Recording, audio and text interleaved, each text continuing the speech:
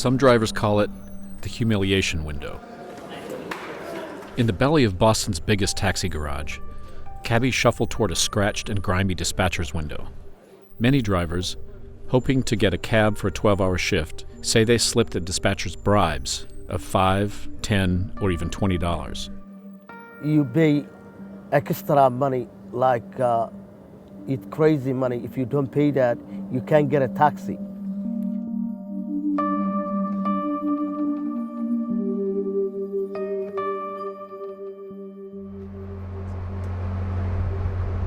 While taxi passengers in Boston pay some of the highest rates among major U.S. cities, many drivers live in poverty.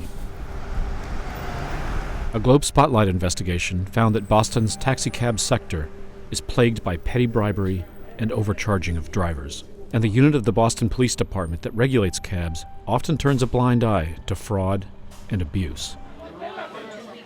The largely immigrant workforce of drivers experiences staggering exploitation at the hands of cab owners. They deal with the driver like a trash. Even before bribes and ripoffs, many cabbies struggle to get by. They may be behind the wheel for 60 hours a week or more, and their income can fluctuate unpredictably. Cabby Ahmed Ali Farah is a former driver for Boston Cab. This is a job. It's a gambling. You don't know how much you make it. The majority of Boston's 6,000 cabbies do not own the car they drive, nor the medallion attached to its trunk that is the license to own a cab. Instead, hundreds pay the medallion owners to drive for 12 or 24-hour shifts. Typical 12-hour shift fees can be around $120, including gas. I start negative. You figure you start negative 120, and you take in 120, 110, and then you end up paying $10 to drive a cab all night. You just didn't get lucky. Cabby Pierre Duchemin is a former driver for Boston Cab. If it's a good day, you make money. If it's not a good day, the owner will still make his money and you don't. The U.S. Bureau of Labor Statistics puts an average Boston cabbie's income at $27,000.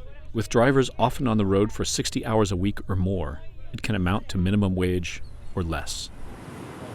Medallion owners, on the other hand, are paid for every shift. They can expect to gross about $60,000 per taxi annually, regardless of how well the drivers do. The price of medallions has skyrocketed in recent years, and today, each is worth about $600,000. Boston's largest taxi owner is multimillionaire Edward Titunjan, who owns Boston Cab. He has more than 370 taxi medallions, 1 out of every 5 in the city. They are worth over $200 million. In 2006, Boston Cab Association was the first cab company to commit to purchasing hybrids for their fleet. This 2012 video shows Titunjan receiving a Green Business Award from the City of Boston for converting most of his fleet to energy-efficient hybrids. But Titunjan is far from a model businessman. Amid lax or non-existent regulation of medallion owners by the city police, Titunjan's employees find ways to squeeze money out of drivers. This company, it's not United States. It's a terror company. Farah began his career at Boston Cab. In 2004, Farah filed a discrimination lawsuit against the company, but says he couldn't afford to pursue it. The owners, they do whatever they want. That the drivers are treated disrespectfully in general. Globe Spotlight reporter Bob Hohler drove cabs in the 1970s to put himself through college.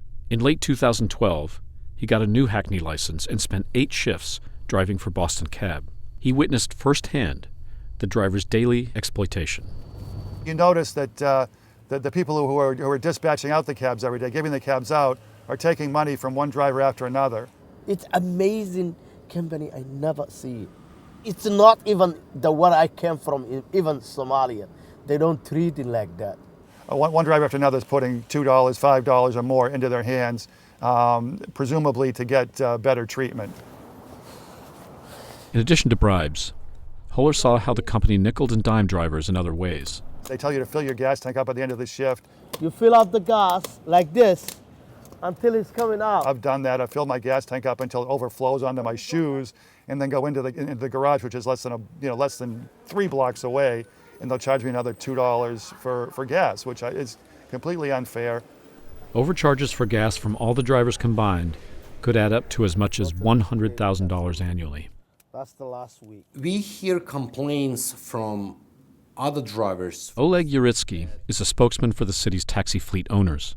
Uritsky says owners are just trying to make sure each driver starts his shift with a full tank. If you come to the driver from the morning shift and tell him, you didn't fill her up, a driver would say, no, I did fill her up, and he would complain. So that kind of complaints, we do have it, unfortunately. At the ends of their shifts, drivers for Boston Cab must put shift fees into a zippered pouch and deposit it in a drop safe in a back room at the garage. Next day when you're coming back, they say to you, you don't pay the way bill. Whoever opened the envelope, remove a $10, $15, $20, you telling this guy he didn't put all the money. Drivers are powerless to dispute that they shortchanged the garage because Boston Cab, like some other fleets in Boston, seldom gives drivers receipts. This is a clear violation of Boston police taxi rules and leaves drivers without proof that they have paid for their shift. He doesn't give us photo receipt. If we ask him, we don't get a cab tomorrow. The Globe's investigation found that the Boston Police Department, which oversees the taxi industry, tolerates even the most egregious owner behavior. In spite of transgressions by some owners, Boston police acknowledge that in recent memory, no owner has been stripped of a medallion.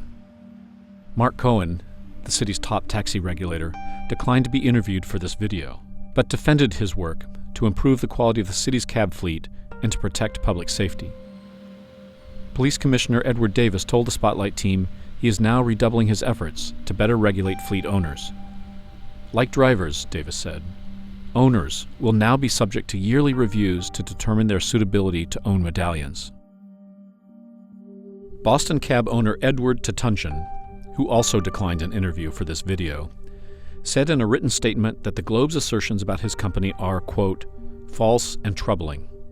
He said that no taxi driver has ever complained to him about bribes, and notes that he entered the business in the 1960s as a cabbie and remembers what it was like.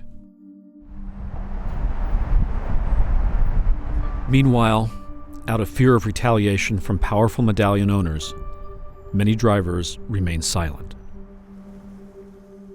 There is no really job out there. And that's the reason why we keep on doing it.